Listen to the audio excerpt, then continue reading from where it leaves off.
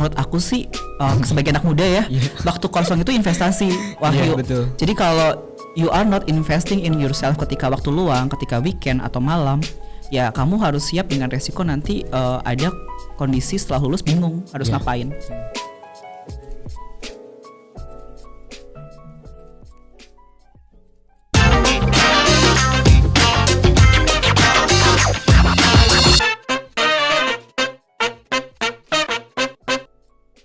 Oke, halo Sobat Karir, kembali lagi di podcast Luar Kampus. Kali ini akan ada Kak Indra Sugiarto. Halo Kak Indra, aku manggilnya apa nih Kak? Boleh Kak Indra, boleh Kak Ugi. Oke, Kak Ugi aja kali ya, oke. Jadi podcast Luar Kampus merupakan program yang bertujuan untuk membuka wawasan bagi mahasiswa. Di sini kita menghadirkan beberapa tokoh-tokoh inspirasi seperti Kak Ugi yang sudah hadir di depan kita ini. Oke. Gimana kabarnya Kak hari ini? Alhamdulillah sehat, luar biasa. Gimana perjalanan tadi pagi? Alhamdulillah lancar banget. Lancar ya. Sudah sarapan Kak? Tadi minum itu sih coffee shop. belum diingetin Ayang soalnya. Iya. Oke. Kita bakalan ngomongin banyak sih Kak. Di sini ada beberapa yang perlu soal karir, tapi aku sedikit banyak sebetulnya menarik juga sama konten yang Kak Indra bawain. Aku ngikutin juga cukup Instagramnya segala macam buku. Jadi Kak Indra ini teman-teman udah mulai nulis di tahun 2019 Januari kalau nggak salah, dan sekarang sudah punya 3 buku. Yes. Dan bestseller semua. Yes, really good. Alhamdulillah. Oke, dari buku dulu Kak. Dari ketiga buku yang Kak Indra tulis, maybe ada satu yang paling favorit gitu, atau punya kesan tersendiri dalam proses kepenulisannya? Ya, kebetulan tiga-tiganya berkesan karena memang prosesnya nggak mudah untuk menuangkan apa yang kita rasakan dan menjadi sebuah buku gitu ya. Karena buku aku itu punya banyak komposisi rasa di dalamnya, bukan hanya pemikiran dalam menghadapi suatu masalah atau problematika hidup. Tapi kalau harus memilih satu di antara 3 buku itu yang bagi aku terbaik, versi aku gitu ya, itu Tumbuh dari Luka. Tumbuh dari Luka. Aduh, ini dari judulnya ada judulnya aja udah waduh. Berat banget ini. Karena kadang orang itu denial sama luka sehingga akhirnya mereka tidak bisa memanfaatkan luka itu untuk tumbuh, untuk berkembang.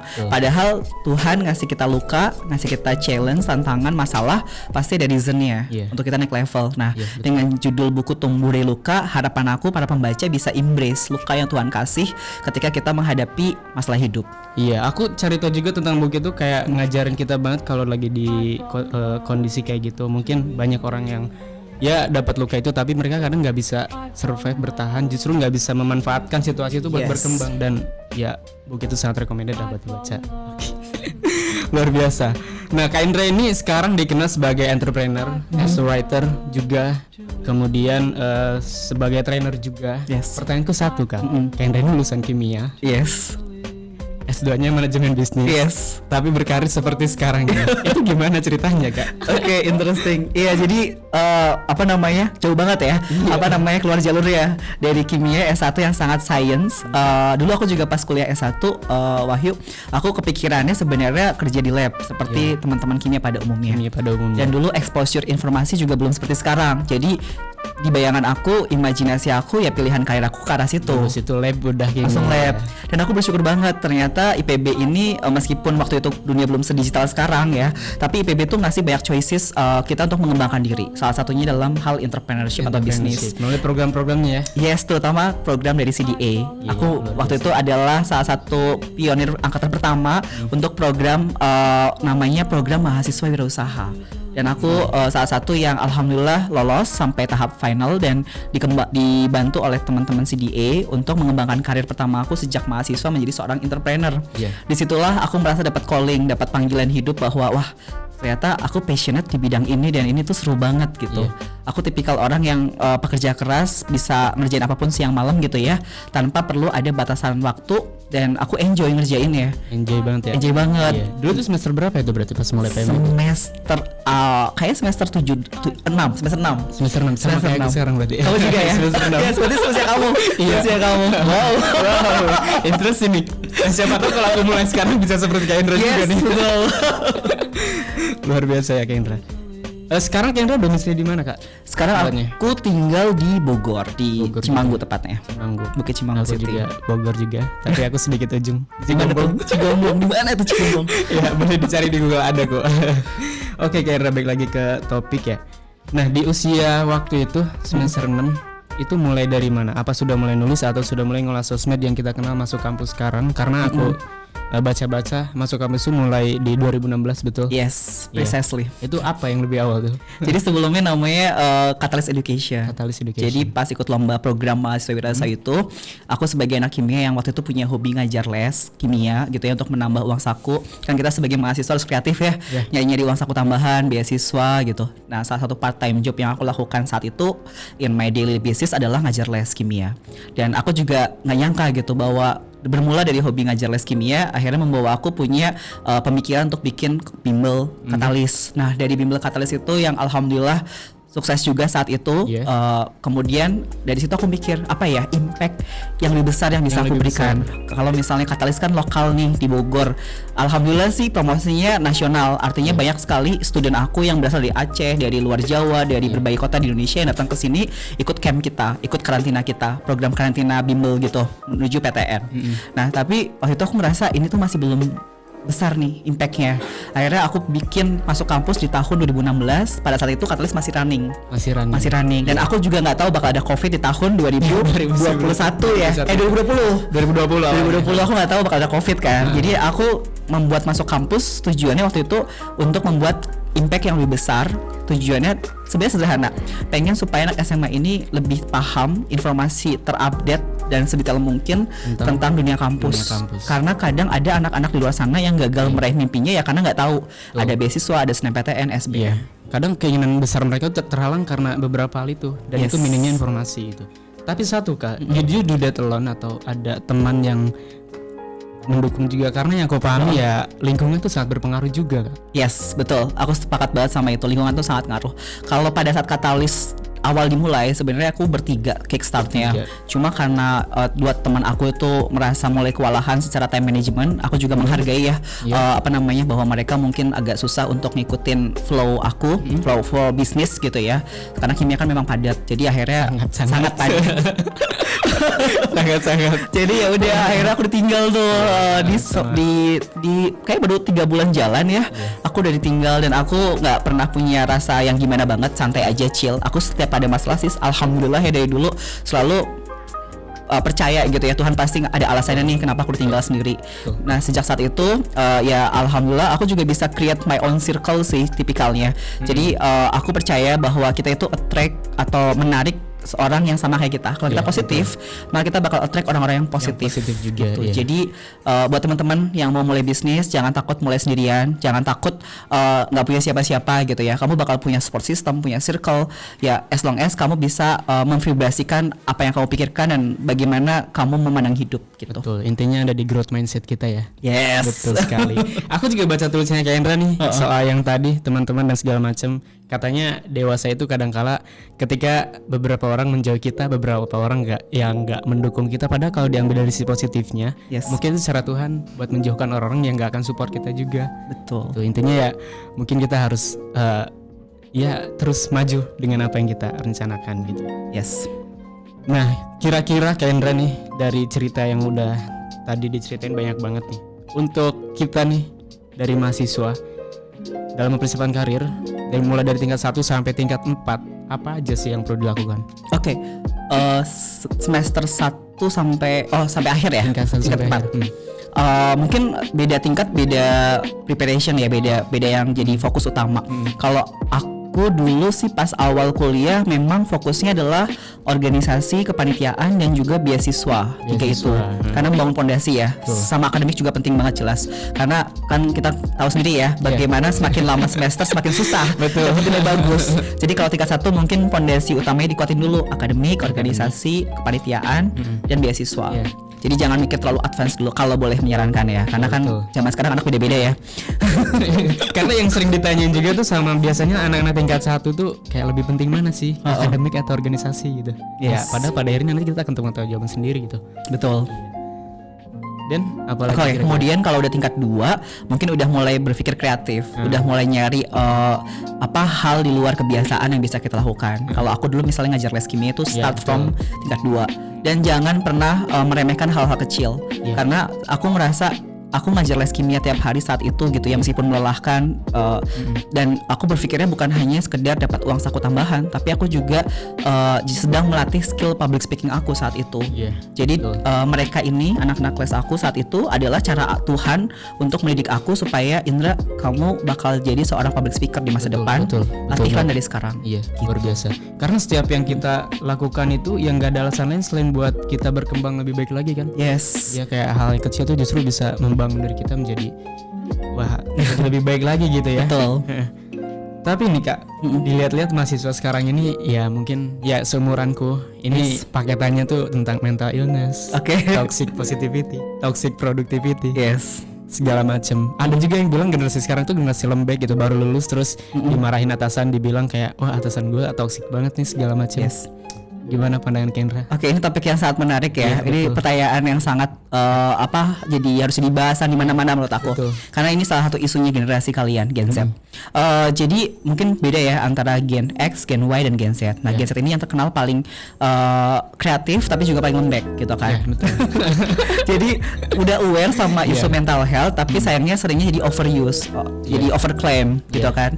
Jadinya overthinking juga pada akhirnya. Padahal ya tinggal dilalui aja prosesnya gitu. Kalau memang kalian masih muda, butuh banyak proses, butuh banyak tekanan dan pembelajaran, pasti tidak bisa lah menghindar dari hal-hal yang seperti itu. Iya, betul sekali. Gitu. Jadi kalau misalnya teman-teman dikit-dikit burnout, dikit-dikit toxic banget sih, toxic positivity kah, productivity, itu memang proses yang harus dilalui, dan kalian jangan sembarangan ngejudge sesuatu itu toxic positivity atau toxic productivity. Karena perspektifnya usia teman-teman memang belum cukup luas kan untuk menentukan hal-hal seperti itu. Dan yang lebih parah adalah kita ini seringkali self diagnose kah, kayak seolah-olah paling hancur di muka bumi ini. Padahal ya justru dengan kita melakukan itu self diagnose sendiri, justru itu membatasi kemampuan kita untuk lebih berkembang. Padahal diri kita ini mampu sebenarnya, tapi karena kita udah punya mindset kayak gitu ya gimana gitu kan. Sepakat soal batas tadi, sepakat banget. Hal-hal seperti itu adalah batas yang kalian ciptakan sendiri jadinya. Padahal di luar sana pasti banyak teman-teman kalian, peer kalian yang melawan batas itu, tapi kalian memilih untuk menciptakan itu sebagai tembok penghalang kalian sendiri. Jadi yang rugi sebenarnya diri sendiri kalau kayak gitu. Iya, betul. Tapi dari Kendra sendiri nih, ya mungkin istilah ini baru muncul sekarang, tapi masalah kondisi pasti orang dulu juga udah ngalamin kan. Mungkin istilahnya baru sekarang aja nih. Mungkin waktu kuliah pernah ngalami masa-masa di titik terendah atau yang kayaknya fuck up banget tuh. Pernah beberapa kali ngerasa aku tuh sebenarnya tipikal orang yang punya banyak teman ya. I'm a social person gitu kan. Meskipun aku anak kimia, aku sangat sosial banget. Tapi somehow ketika di titik terendah, cara kita berpikir tuh beda sama cara kita in daily life normal. Nah, ketika di titik terendah, contohnya case yang paling gampang mungkin pas skripsi penelitian. Itu kan rasanya tuh nggak ada ujungnya ya. Ketika penelitian rasanya tuh kayak ini udah tiap hari kerjain, tapi kok ujungnya di mana ya, nggak beres-beres gitu ya. Udah lembur, udah nginep di lab, kayak udah berusaha memberikan terbaik dengan kedua tangan kita, tapi kok kayak belum ada ujungnya, mau beres kapan. Itu kan membuat kita jadinya berada di titik terendah, rock bottom gitu kan. Dan somehow ngerasa jadi nggak punya siapa-siapa untuk diajak bicara, untuk merasa bahwa kita sedang berada di fase yang sama, jadi sendirian. Nah, tapi ternyata Wahyu, rock bottom itu adalah cara Tuhan untuk membuat kita mentally strong sebenarnya. Jadi jangan harap kita bisa lebih kuat dari sebelumnya kalau kita tidak pernah berada di rock bottom kita. Betul sekali. Lagi-lagi itu sesuatu yang buat kita bisa berkembang lebih kuat lagi. Dan ketika kita udah di masa depan mungkin gila ya, gue udah di sini, udah jauh-jauh better gitu. Betul. Luar biasa. Nah, Kak Indra, kira-kira dalam kita mencapai karir yang kita inginkan, yang perlu disiapkan itu skill set apa aja sih? Ya, sebenarnya karena sekarang eranya adalah era digital, jadi sebenarnya yang paling banyak tentunya yang hal penting yang teman-teman perlu siapkan. Tapi salah satu yang mungkin bisa aku highlight adalah flexibility ya. Betul. Jadi jangan terlalu terpatok sama major kalian di kampus gitu ya. Kecuali major teman-teman adalah sesuatu yang sifatnya sangat profesional sekali. Contohnya kedokteran hewan itu kan yang mau nggak mau pasti arah karirnya jelas ya. Even I think FKH pun punya banyak flexibility zaman sekarang ya kan, tidak harus jadi dokter Karena hewan. kurikulum kita juga mendukung kan sekarang. Nah. Ada kampus Merdeka, sih. bisa belajar banyak hal juga kita. Yes, even FKH kerja di dunia digital pun sekarang bisa-bisa aja sebenarnya kan. Jadi di era sekarang serba terbuka, serba no barrier. Menurut aku salah satu mindset yang harus teman-teman kuatkan adalah siap untuk fleksibel. Seorang anak kimia bisa di dunia digital, seorang anak teknik bisa berkarir di manapun terserah gitu ya. Yang penting teman-teman mencari tahu curiosity-nya dikuatkan dari sekarang gitu ya, dengan curiosity yang tepat. Tahu yang Yes. Terus dapat informasi yang tepat, ya udah go on gitu. Kamu tidak harus ngikutin orang banyak kemana. Iya. Jadi nggak perlu terlalu FOMO lah intinya. Iya betul. Mungkin itu sejalan juga sama yang pernah dibilang Elon Musk sama orang-orang keren di dunia ini. Katanya mereka tuh, perusahaan mereka tuh nggak pernah nyari orang lulusan mana. Yes. Tapi buat mereka nama kampus tuh ya nomor sekian lah. Tapi mereka lebih nyari orang yang pengen belajar, Yes. curiosity-nya tinggi dan punya growth mindset. Betul, itu juga yang aku cari. Kalau anaknya dari awal udah susah atau nggak coachable gitu ya, ya kayak ini akan susah berkembang bareng sama kita. Mungkin di tempat lain dia bisa berkembang. Jadi teman-teman harus punya mentality coachable tadi. Betul. Menarik ini soal karir dan apa yang harus kita siapkan ini Kak Indra. Nah, tapi kita balik lagi ke tulisannya Kak Indra nih yang pengen aku obrolin dong. Boleh. Nah, tadi kita pernah menyinggung titik terendah, terus teman segala macam. Kak Indra tuh pernah nulis kayak sebenarnya kita nih gak bisa hidup sendiri. Satu hari pasti membutuhkan seorang. Kadangkala ketika kita ada di titik terendah gitu, segala macam, salah satu yang bisa menguatkan kita adalah kenangan. Yes. Iya, Kamu detail banget ya anaknya ya. Aku pernah baca itu. Itu benar-benar ini loh, apa namanya, perfectly said gitu. Kamu membaca dan bisa mengingat itu keren banget sih. Aku nge-highlight beberapa yang menarik sih memang gitu. Karena ya tulisannya tuh relate banget sama kita sekarang ini gitu. Kadang ya kita sedikit geser topik ya. Ada orang yang susah payah buat ngelupain masa lalunya. Ada yang susah payah sama orang yang nilai orang tuh kayak mereka tuh nggak ngerti istilah kita berantem sama diri sendiri. Kita tuh gak kuat bising sama kepala yang ada sama suara-suara yang ada di kepala diri kita sendiri. Istilah damai sama diri sendiri pun masih sering dicemooh nih. Betul. Di kita ini. Padahal yang kayak gitu tuh, wah itu something yang susah juga gitu. Benar gitu. Melalui tulisan-tulisan Kak Indra nih sebenarnya aku lihat-lihat tuh tentang motivasi semua gitu. Yang memotivasi itu sebelumnya apa sih awal mula Kak Indra nulisnya ngarah ke sana nih? Yes, oke, menarik ya. Tadi ketika aku di rock bottom aku merasa sendirian, aku ngerasa apakah aku yang hanya mengalami ini gitu. Aku sering bertanya kayak gitu. Apakah orang lain di luar sana itu hidupnya baik-baik aja? Apalagi kan masih mahasiswa ya saat itu, masih ngerasa bahwa kok semua orang hidupnya baik-baik aja ya. Kok aku kembali ketemu rock bottom lagi, padahal aku udah berusaha selalu memberikan yang terbaik, optimis, bawa positive vibes gitu ya. Tapi si masalah ini nggak pernah hilang gitu, dan beda-beda case-nya.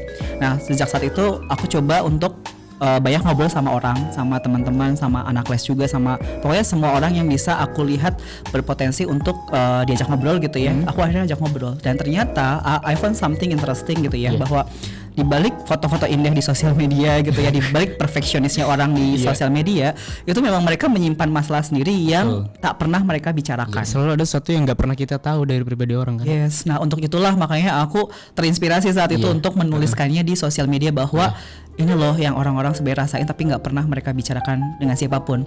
And in our society, doing hard conversation itu hal yang tabu.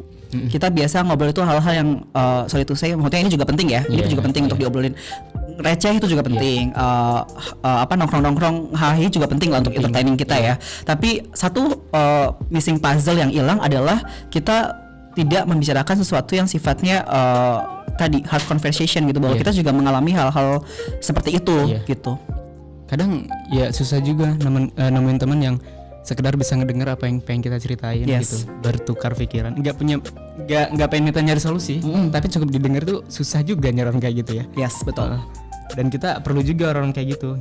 Ini balik lagi nih ke tulisannya Kak Indra nih, katanya dewasa itu emang ya di saat kita udah menyelesaikan satu masalah tapi masalah lain datang lagi. Di saat kita dalam kondisi terpuruk tapi di keluarga, di lingkungan sekitar kita harus tetap terlihat tersenyum. Yes, kamu ingat banget ya. Karena menarik tulisannya itu ya. Keren. Oke, balik lagi ke karir kita nih. Aduh, banyak sekali kita ngobrol ini. Nah, Kendra, kira-kira kesalahan apa sih yang sering dilakukan kita mahasiswa dalam menentukan jejak langkah untuk mencapai karir kita? Oke. Kesalahan-kesalahan kita. Ya, mungkin kesalahan yang pertama adalah we are not enough listen to ourselves ya. Jadi kayak melihat teman-teman crowdnya kemana gitu. Pas awal early stage di kuliah aku pun melakukan hal yang serupa. Oh, teman-teman pada mau jadi QC, quality control, which is not wrong ya. Itu juga keputusan yang sangat tepat dan memang sudah sesuai dengan karir path-nya anak kimia saat itu. Tapi jadinya semua orang dalam satu cluster, satu circle kelas yang sama akan berpikir yang sama. Padahal nggak masalah, it's okay to think different way gitu. Nah, iya. Jadi kesalahan pertama itu mungkin ya. Kadang kita nggak cukup mendengarkan pemikiran kita sendiri. Jadi harapannya teman-teman bisa lebih mendengar hatinya mau kemana, pikirannya mau kemana, and enjoy it gitu. Nggak usah ngerasa guilty, nggak usah ngerasa bersalah. Ada beberapa teman aku yang bertanya ke aku, Wahyu, ketika aku membangun pertama Katalis awal-awal. Karena mungkin mereka tahu aku kayak gimana, apalagi S1 IPB gitu kan. Tentunya bisa dibawa ke perusahaan besar gitu ya, ke corporate. And then she or he asked me, Indra, kamu mau di sini terus gitu di Dramaga saat itu? Dalam hati aku sebenarnya menjawabnya adalah, so what, I'm happy with what I'm doing gitu kan. Sampai dengan saat itu ya. Yes, tapi aku tentunya nggak menyampaikan itu lah. Tapi dalam hati aku kayak ini tidak seharusnya aku pertanyakan gitu. Karena ini aku mengikuti apa yang aku mau gitu. Dan aku menjawabnya waktu itu ya senyum-senyum aja kayak apa namanya ya ini ini sesuatu yang aku passionate, aku lakukan dengan sepenuh hati. Aku tidak perlu nengok kanan kiri karena kalau kita kebanyakan nengok kanan kiri distraksi, jadinya kita nggak total atas apa yang kita lakukan dan akhirnya kita nggak master di bidang apapun. Betul sekali. Kadang kita juga mulai ragu ketika kita sedikit berbeda sama orang lain. Padahal kata Bang Panji itu sedikit lebih beda itu lebih baik daripada sedikit lebih baik. Dan itu mungkin salah satu kunci keberhasilan yang Kak Indra berhasil pegang sampai saat ini ya. Betul. Luar biasa. Aduh, menarik sekali ya ngobrolin soal karir nih. Biasanya anak-anak semester 6 nih udah mulai mikir nih, aduh gue menjadi apa ya, segala macam, lanjut kuliah atau kerja. Pertanyaan berikutnya, Kendra. Nah, sebetulnya kita nih mahasiswa nih better mempersiapkan karir kita ketika kita sudah masuk sejak semester 1 ya, atau mungkin ya tingkat 2 atau tingkat 3. Dalam artian semenjak masa kuliah kita sudah mempersiapkan karir kita, berarti kita sudah tahu arah kita mau kemana. Atau is okay kita fokus dulu selesai kuliah dan setelah lulus baru kita fokuskan mau kemana. Ya, menurut aku setiap orang rumusnya akan beda-beda. Tapi kalau aku boleh kasih advice ya dengan iklim SDM yang semakin kompetitif saat ini gitu ya, apalagi dengan adanya era COVID membuat mungkin lapangan kerja tidak seperti dulu culture-nya gitu ya, situasinya. Jadi teman-teman harus sudah siap, udah punya experience, knowledge tentang dunia kerja terbaru. Menurut aku kalau bisa disiapkan sejak sebelum lulus itu lebih baik. Betul. Jadi biar teman-teman nggak kaget sama dunia kerja. Dan sekarang kan lowongan internship tuh makin banyak ya, makin banyak pilihan teman-teman untuk bisa punya pengalaman. Apalagi kampus juga sepertinya udah mulai support ya. Untuk hal-hal yang sifatnya internship. Jadi kalau aku boleh sarankan sih, aku sangat-sangat rekomendasikan dari sebelum kuliah udah ikut internship di any kind of program gitu, entah itu oleh kampus atau oleh perusahaan itu sendiri atau initiatively mencari dan approach gitu ya. Jadi supaya pas lulus di LinkedIn atau di CV udah ada experience itu. Iya betul, mungkin sudah mulai difikirkan juga kita akan mengarah ke sebagai seorang spesialis atau sebagai generalis mungkin. Kita jadi tahu arah kemana kita harus belajar gitu. Ya yang penting sih kita tahu arah, kita tahu harus belajar apa, jangan diam-diam aja gitu. Betul. Aduh, Kendra, menurut Kendra nih, apakah harus seorang mahasiswa itu mempersiapkan karir untuk teman-teman mahasiswa ini? Sebenarnya ya tadi ya kembali ke masing-masing, tapi tujuan orang kuliah kan biasanya either mau berkarir atau berbisnis ya. Kalau semakin cepat kita siapkan, menurut aku lebih baik sih, karena resiko yang kita tanggung jadinya nggak terlalu berat ya. Kalau misalnya udah lulus kan ada ekspektasi dari orang tua, dari dari kita sendiri juga ya, bahwa lulus harus sudah punya sesuatu gitu, entah itu karir atau bisnis. Jadinya kan memberikan stres yang baru ya. Jadi kalau dari sebelum lulus udah punya persiapan itu, jadi pas graduation udah ngerti nih mau kemana. Kayak aku dulu pas aku sebelum lulus udah punya Katalis Education, udah punya bisnis. Jadi pas lulus aku nggak bingung gitu mau ngapain gitu. Jadi kalau bisa teman-teman menyiapkan dari sebelum kuliah itu akan jauh lebih baik, dan aku paham pasti ada pengorbanannya, ada sacrifice-nya. Mungkin waktu main berkurang, waktu weekend hilang gitu-gitu. Kalau menurut aku sih sebagai anak muda ya, waktu kosong itu investasi. Wahyu. Betul. Jadi kalau you are not investing in yourself ketika waktu luang, ketika weekend atau malam, ya kamu harus siap dengan resiko nanti ada kondisi setelah lulus bingung harus ngapain. Dan itu fase yang sangat banyak dialami oleh lulusan-lulusan sekarang. Oke. Dan ya kita nih kadang nggak kenal kalau sesuatu itu ya pasti ada harganya. Apa itu mungkin yang harus dipahami juga. Itu yang orang nggak lihat ya. Kalau aku di titik ini misalnya ya dulu pas aku kuliah tiap malam orang mungkin udah santai di kamar, aku masih ngajar les sampai jam 9, 10, nyampe kosan jam 10 baru ngerjain tugas gitu sampai jam 1 pagi. Terus weekend sering dipakai buat rapat organisasi gitu karena ya waktu aku di weekend itu, atau misalnya weekend aku pakai buat baca buku karena aku dari tingkat 1 semester 1 tadi tambahin ya, kalau apa aja sih harus disiapin juga pas kuliah, salah satu adalah baca buku self improvement karena aku ngerasa semakin kesini aku makin susah punya waktu buat baca buku, tapi dulu pas kuliah untungnya aku udah banyak baca buku self improvement. Betul. Ya mungkin ini sih minat literasi kita yang sudah semakin menurun ini juga harus tingkatkan lagi nih, karena ya memang gimana pun buku itu mengajarkan kita banyak hal juga kan.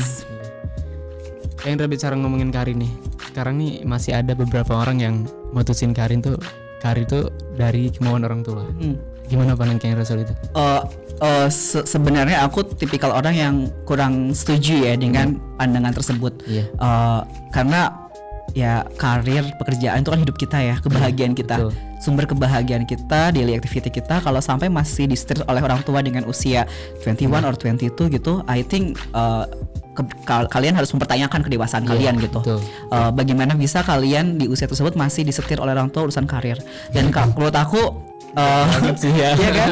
Dan cara pandang orang tua Gen X terhadap karir yang terjadi saat ini di dunia saat ini digital itu pasti berbeda banget, Wahyu. Jadi kita tidak bisa mengembangkan karir dengan acuan pandangan di tahun 80-an atau 90-an karena dunia sudah berubah. Bahkan kita harusnya acuannya adalah dunia di masa depan akan seperti apa. Dan tentunya paling penting tadi kebahagiaan kita sendiri. Jadi learn to communicate with your parents gitu ya. Gimana caranya supaya ide karir kamu itu diterima oleh mereka. Cari angle, cari waktu, cari kebahagiaan mereka sehingga mereka nerima ide kamu gitu. Dan aku sangat bersyukur aku punya privilege meskipun secara ekonomi finansial keluarga kami sangat terbatas. Bahkan aku nyaris nggak bisa kuliah saat itu. Tapi orang tua aku tuh sangat mendukung aku memilih keputusan hidup apapun termasuk karir. Mereka nggak pernah mengatur-ngatur itu sehingga aku bisa sebebas ini sampai sekarang. Luar biasa ya. Ya mungkin kalau ada beberapa orang yang ngalamin hal itu juga nggak boleh ditembak. Wah ini toxic parents nih, nggak boleh banget itu. Mungkin ya intinya sih menurutku kalau sama orang tua ya dikomunikasikan aja. Mereka tuh cuman kayak butuh penjelasan. Karena aku pribadi ya, aku nggak terlalu banyak interaksi sama orang tua terkait karir segala macam. Tapi yang mereka titipin ya agama jangan dilepas gitu. Kemudian ya pastiin kalau yang lu lakuin tuh hal baik gitu, dan orang tua pasti mendukung. Salah satu privilege dari orang tuaku juga itu sih. Mereka alhamdulillah selalu mendukung apa yang aku jalanin. Ke depan, Kendra, apa yang mau dilakukan? Boleh spoiler mungkin di sini kalau sedang nulis buku atau apa? Iya, jadi sebenarnya aku tuh tipikal orang yang senang banget membuat hal baru dari dulu gitu. Membuat hal baru dari apa yang sudah aku buat. Jadi ini aku udah bikin kurva katalis nih, kurva berikutnya ke atas apalagi ya masuk kampus gitu kan. Udah bikin kurva masuk kampus, bikin kurva baru laginya apa gitu. Aku sekarang lagi bikin a new business namanya Terbitanku. Jadi karena 3 kali nulis buku based on my experience, gimana caranya menghandle market yang zaman sekarang banget gitu ya, yang sangat berbeda sama zaman dulu. Itu aku menemukan banyak rumus lah untuk bagaimana menghandle sebuah penerbitan buku di zaman sekarang. Nah akhirnya aku bikin bisnis baru namanya Terbitanku untuk menerbitkan buku-buku yang utamanya untuk teman-teman influencer di masa depan, atau siapapun sebenarnya bisa sih untuk masuk. Dan kita sekarang udah punya pilot project sama Waseda Boys yang sedang proses pembuatan buku juga. Terus juga buku aku keempat juga lagi ongoing gitu. Jadi kalau ada buku keempat nih. Ada buku keempat. Aduh, menarik nih. Ditunggu ya teman-teman. Jadi itu mungkin beberapa hal baru. Selain itu sebenarnya ada lagi, cuma karena masih persiapan ya, Iya. jadi belum bisa di-spill. Oke, siap. Menarik yang dilakukan Kendra nih. Yang aku tangkap ya berarti Kendra ini orangnya ya mau belajar hal baru, selalu menggali apa nih yang baru, nggak puas sama yang kita dapat sekarang. Nggak mudah puas. Iya, nggak mudah puas gitu. Dan ya aku inget yang pernah dia ngomongin Agnes Mo nih, dia bilang kalau kita berada di satu puncak saat ini katanya, there is no other way than going down katanya. Yes. Gak ada jalan lain selain turun gitu. Dan Yes. yang harus kita lakukan adalah mencari puncak lain. Ya meskipun kita akan butuh effort lebih buat nanjak lagi, tapi puncak yang lebih tinggi kan lebih indah juga tentunya. Exactly. Iya, betul. Menarik nih. Aku sebenarnya pengen ngobrol lama nih sama Kendra. Boleh. Banyak banget. boleh. Tapi kita dibatasi waktu nih. Nah sekarang Kendra, kita main games dulu nih. Sharing Oke. sessionnya mungkin bisa dilanjut di sesi selanjutnya, karena biar nunggu juga nih sama Kendra, sobat karir kita nih. Kita bakalan main namanya This or That. This or that, oke. Iya, This or That. Interesting. Aku bakalan ngajuin ada 5 pertanyaan. Jadi tolong dijawab cepat. Sama nanti aku bakal nanya kenapa beli itu. Oke. Oke. Pertama, this is waktunya main games jadi so let's fun. Oke, pertama, introvert atau extrovert? Introvert. Introvert, why? Karena emang aku aslinya sebenarnya introvert. Ya. Aku tuh lebih seneng ngobrol berdua bertiga gitu betul. instead of rame-rame gitu. Kadang energi aku lebih cepat habis aja kalau ngobrol rame-rame. Terus aku tuh tipikal orang yang gampang cepet capek dalam hidup sosial. Jadi kalau udah ngobrol berjam-jam tuh aku nyampe rumah biasanya rebahan. Ketemu banyak orang tuh capek. Yes, exhausted. Jadi aku introvert sebenarnya. Oke, aku juga introvert sih kalau tes. Ya aku emang orangnya sering ketawa, tapi pas aku tes, wah INFJ nih. Yes. Loh, gue introvert. Aku juga kaget ternyata aku introvert. Iya, menarik. Kedua nih, business or professional? Bisnis. Why? Karena kalau di bisnis kita punya freedom untuk berinovasi. Kalau profesional tuh lebih banyak rulesnya, lebih banyak patokan-patokan. Ya, ini yang paling aku highlight adalah freedom. Freedom. Aku free soul banget anaknya. freedom. Memang udahlah, freedom ini memang aku juga selalu memikirkan soal kebebasan gitu. Hidup nggak ya melakukan apa yang kita mau gitu. Yes. Dan menurutku dengan freedom itu kita punya lebih banyak ruang buat Yes. kita berkembang, buat belajar hal baru dan Betul. memaksimalkan potensi yang kita punya gitu. Betul. Dan itu juga yang aku emphasize ke tim aku juga di kantor ya. Kalau meskipun kalian di sini sebagai karyawan atau bekerja gitu ya, aku selalu kasih mereka kebebasan cara untuk meraih goal atau KPI yang kita kasih gitu. Yeah. Jadi aku nggak akan terlalu micromanage sehingga mereka punya kebebasan dalam berpikir mencapai target. Betul luar biasa. Nah, Kendra ini sekarang udah punya karyawan tuh sekitar 60 orang. Yes. Kenapa? Bener? Betul. Jadi Iya. 40-nya full time, sekitar 20-nya freelance dan intern. Iya. Dan lagi-lagi itulah soal kita berimpact ke kehidupan sosial kita, ke sekitar kita. Yes. Next, 3. Bubur diaduk atau tidak diaduk? 3 diaduk. Oh, seriously? Tapi aku gak punya alasan sih untuk itu ya. Aku bingung banget. Tapi aku juga gak diaduk kah? Oke. Iya, aku juga gak diaduk kayak males aja kalau bubur diaduk kan. Iya kayak looknya beda kan? Iya kayak no offense ya teman-teman, no offense ya, tapi aku sama Kendra ini lebih suka nggak diaduk sih. Iya, the best udahlah. Lebih estetik.